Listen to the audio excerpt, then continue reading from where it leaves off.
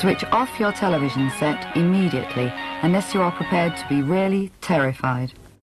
Ladies and gentlemen, the bloodiest thing that ever happened in front of a camera.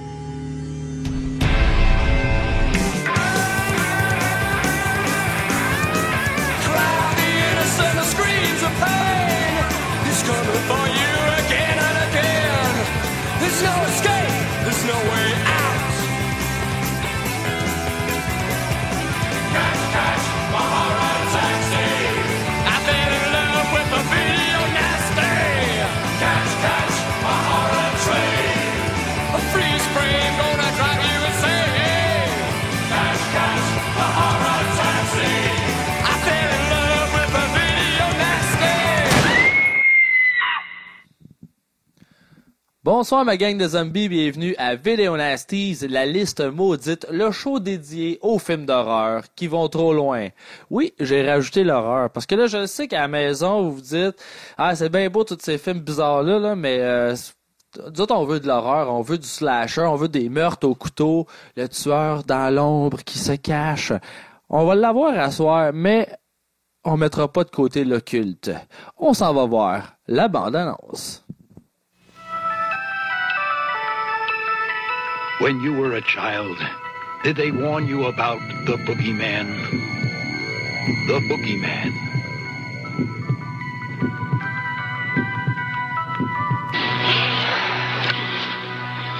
He hurt bad children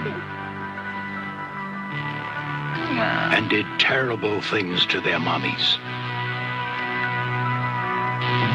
But you can't kill the boogeyman.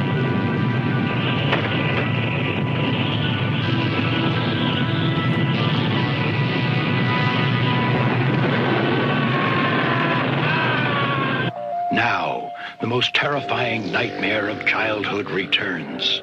The boogeyman.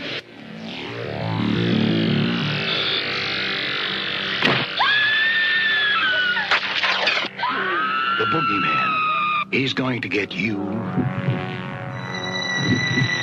And you.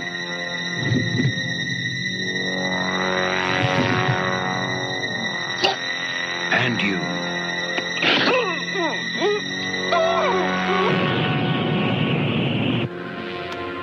Scare me. Had its own power. The boogeyman.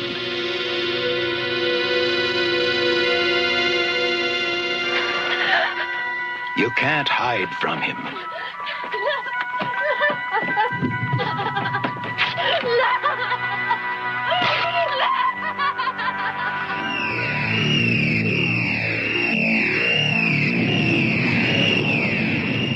By the time they believe in him,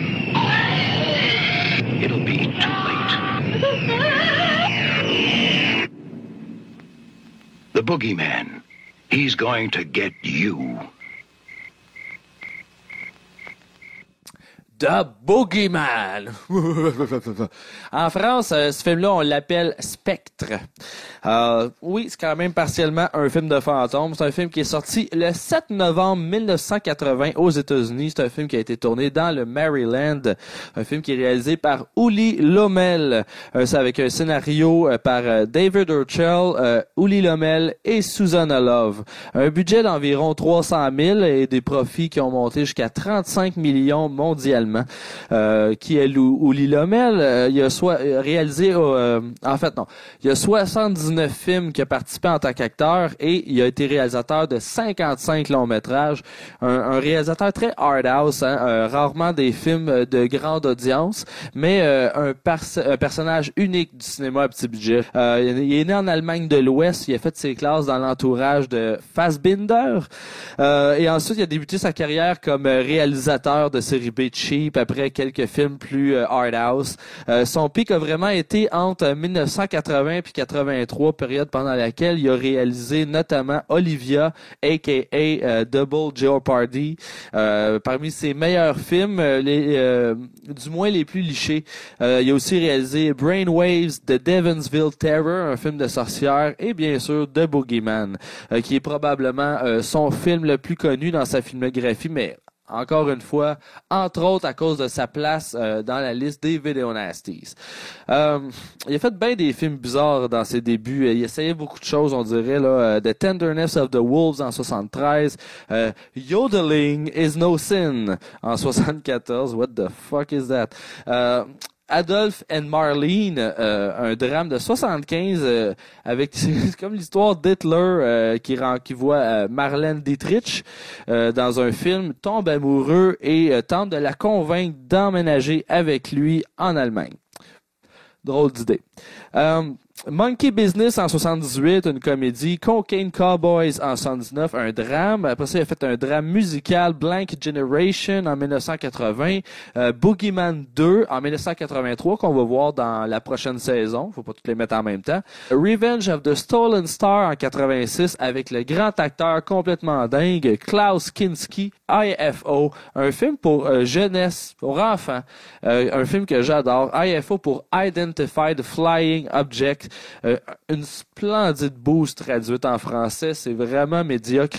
C'est un film avec un hélicoptère qui parle, qui peut lancer des lasers puis devient ami avec un enfant. C'est fantastique, vraiment. Je suis d'accord, fantastique. On a aussi Cold Heat en 1989. On a Return of the Boogeyman, un direct-to-video en 93. Il a aussi réalisé Eva Brown, Her Life with Adolf Hitler, documentaire sur la copine d'Adolf. Est-ce qu'il y a une fixation ou simple intérêt morbide, hein? On se le demande. Et finalement, il a réalisé Boogeyman Vampire Club 4, a.k.a. Bloodsuckers en 97. Ça a l'air super bon. Plus récemment, on a aussi du direct-to-video, surtout le Zombie Nation en 2004, Zodiac Killer en 2005, Curse of the Zodiac en 2007, puis The Tomb en 2007, inspiré supposément d'H.P. Lovecraft, mais en général inspiré d'H.P. Lovecraft. On sait ce que ça donne, c'est rarement très bon, malheureusement. Les acteurs et actrices de ce soir, on a Susanna Love, qui est aussi, vous vous rappellerez, la co-scénariste, mais aussi la femme de Uli Lommel en 1980. Elle a donc, c'est ça, co-scénarisé le film. Elle a joué aussi dans Hair en 1979. Ensuite, sa carrière se résume à sa collaboration au cinéma avec son mari, Uli Lommel. Tout au long de leur mariage, elle aurait participé à tous les films, aussi l'écriture temps plein avec Uli Lommel pour ses productions. En fait, c'est une femme qui est membre de la très riche famille Dupont. Elle est même responsable d'avoir détourné un peu de la richesse familiale pour financer certains films de Lommel, mais on n'en sait pas trop. Remarquez qu'après leur divorce en 1987, la carrière de Lommel se résume lamentablement à des productions cheap, direct-to-video, universellement connues comme des navets. Disons que l'argent de Susanna Love a permis une couche de poli sur les œuvres de cette période. Susanna a quand même eu une carrière discrète et modeste, même si sa performance laisse présager une plus longue carrière très lucrative. Malgré son apparition dans un film de Lommel en 91, A Smile in the Dark, il était déjà en divorce à ce moment-là. Elle a participé au film quand même, mais après ça, elle ne refera plus jamais de cinéma, et même qu'elle va pratiquement disparaître de la mémoire collective. On a aussi son frère Nicolas Love. Him? Who? Le frère de Susanna dans le film et dans la vraie vie. Il est apparu dans à peu près une vingtaine de films, dont The Deadpool aux côtés de Clint Eastwood.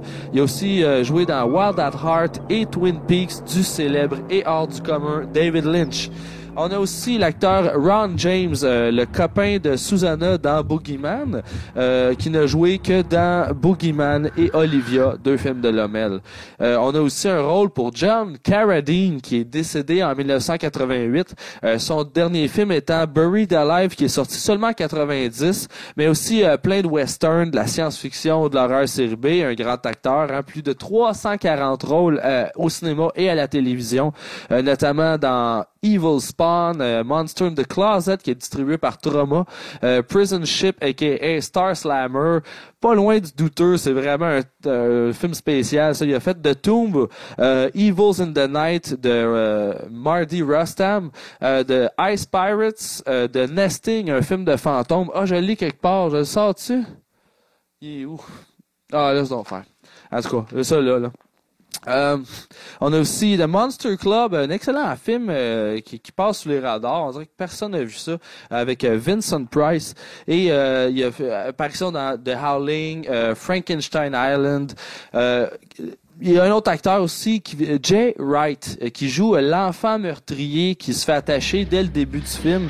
Il a fini acteur pour les jeux vidéo Grand Theft Auto, Vice City et Liberty City, rendu adulte, hein, forcément. Mais là, c'est quoi le synopsis du film de ce soir? À quoi doit-on s'attendre? On y va. Love joue le rôle d'une femme hantée par l'esprit de son beau-père, assassiné par son frère 20 ans plus tôt. Pour tenter de se débarrasser des traumatismes de son enfance, elle retourne dans la maison où le meurtre a eu lieu. Elle brise le miroir à travers lequel elle a vu le meurtre avoir lieu, en fait. Elle voyait son beau-père assassiné à travers le miroir. Un des fragments du miroir contient l'esprit maléfique du beau-père, toi. This is unbelievable.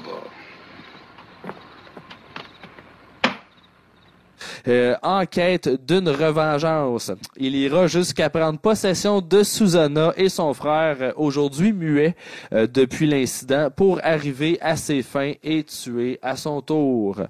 Oui, un morceau de miroir maléfique, toi.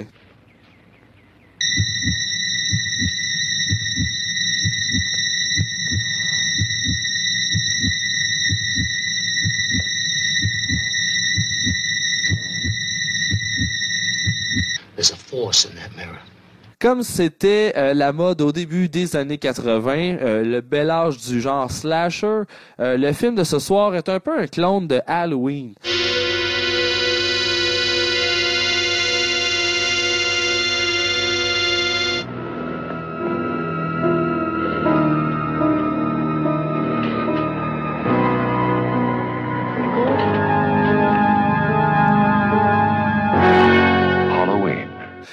Mais grâce à l'excellente réalisation d'Uli Lommel, le film réussit haut la main, je pense, à s'élever au-dessus de la plupart des rip-offs de Halloween. Il réussit à tenir seul dans son coin sans se faire pointer comme un rip-off. La différence majeure, je pense, entre les deux films, c'est que Boogeyman est beaucoup moins un slasher, même s'il comporte beaucoup de scènes et d'éléments classiques du genre. C'est un film occulte au style 70s plutôt. En fait, Michael Myers, le tueur de Halloween, réalisé par John Carpenter, fait référence spécifiquement à la légende du Boogeyman, une vision ou plutôt une version de l'incarnation du personnage du Boogeyman. Lommel, lui, nous offre ici une atmosphère plus claustrophobe et fétide même, très bien adaptée à cette histoire de conflits familiaux et d'abus sexuels non résolus. Dès la scène d'intro, on atteint le malaise, je pense, avec une puissante évocation du concept du meurtre du père malfaisant qui a été réutilisé souvent, surtout dans la série B. On le reverra aussi dans un futur Video Nasties qu'on va voir ici. Je veux parler du film Nightmare de 1981. C'est un peu le même style. Le père qui est assassiné, qui revient se venger, si on veut. Aussi connu comme Nightmare in a Damaged Brain, ou Cauchemar à Daytona Beach.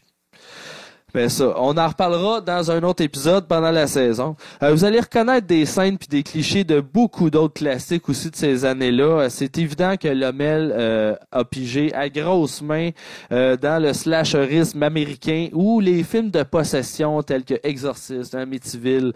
Vous allez reconnaître la maison d'Amityville même. Pareil.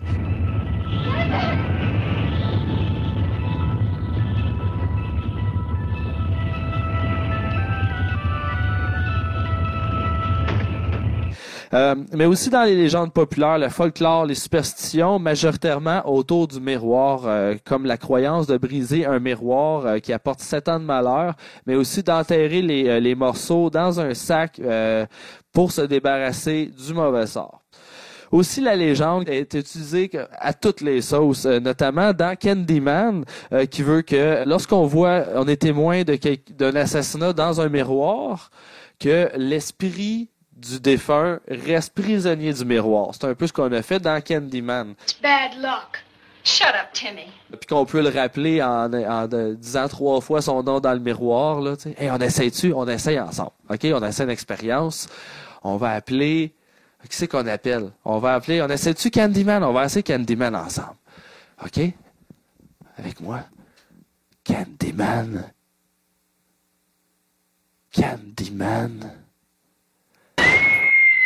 OK, on enchaîne.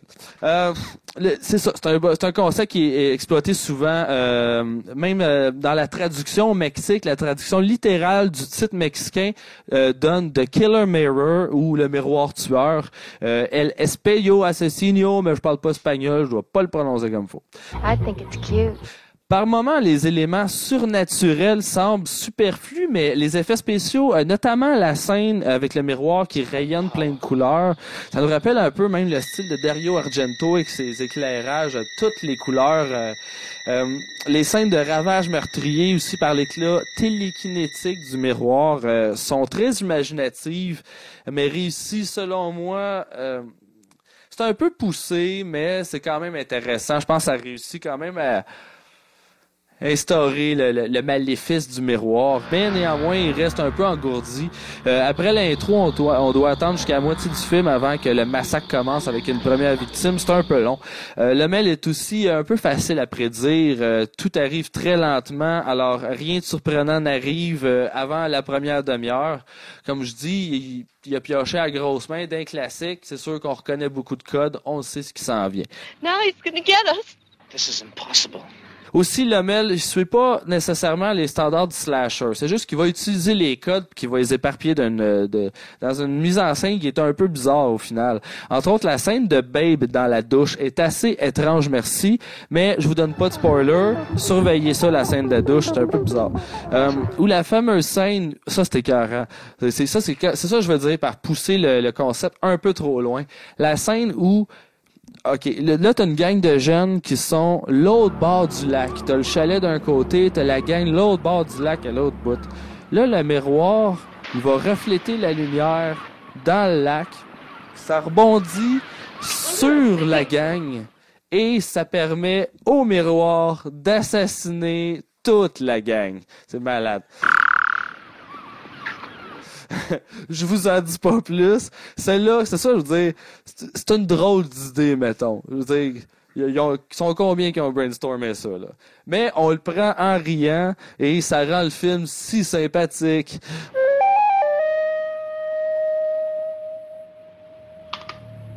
On n'aura pas peur, mais on va avoir du fun pareil, là, grâce au gore qui est quand même assez réussi.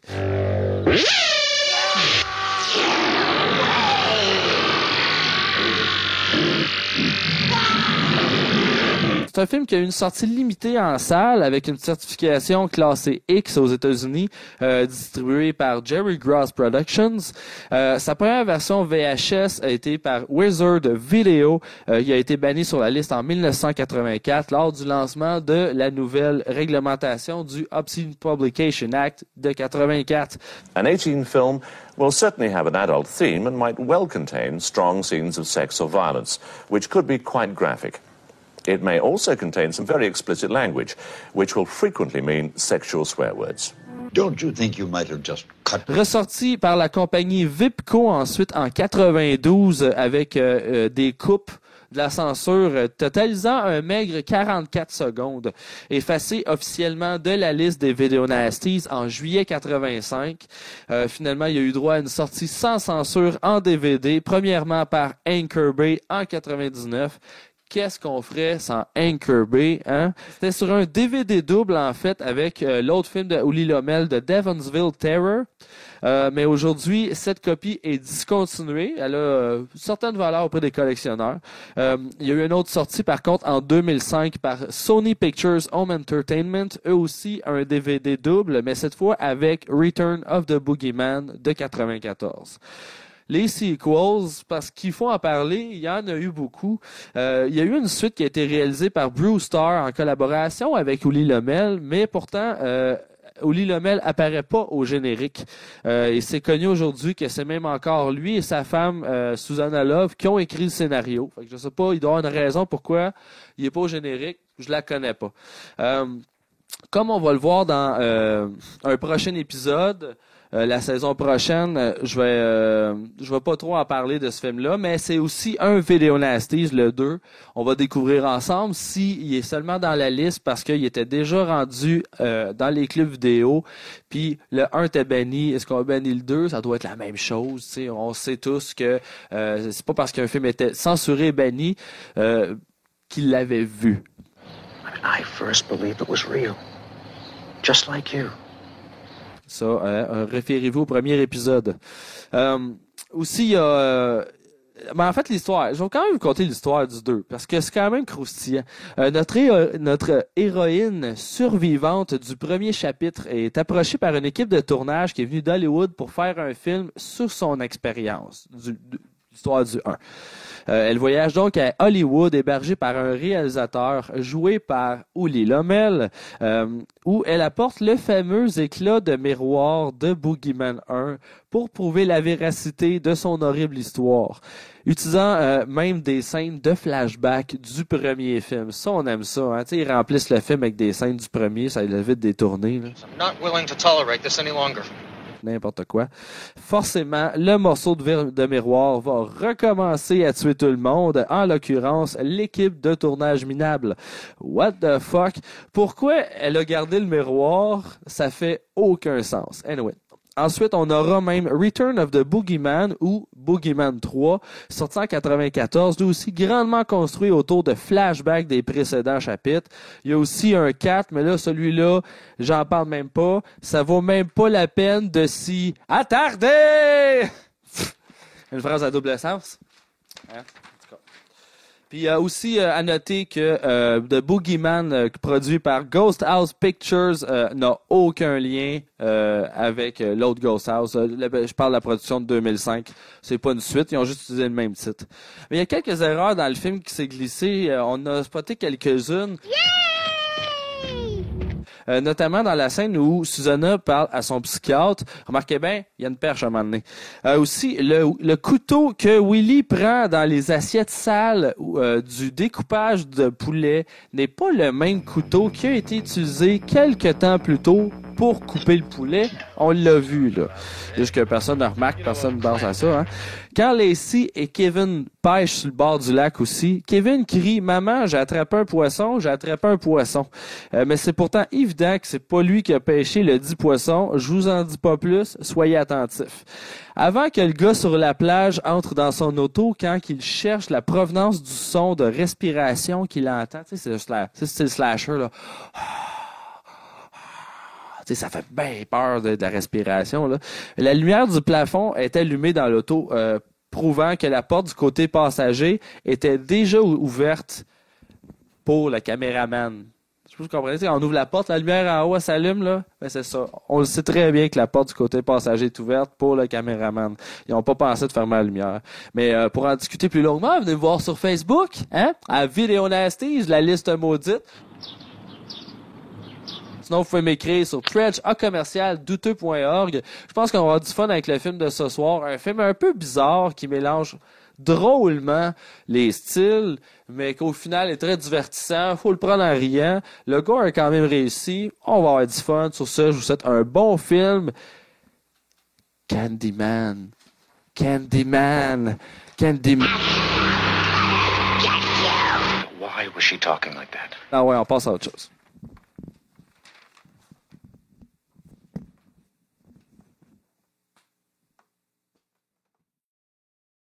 Thanks for listening. Enjoy the film.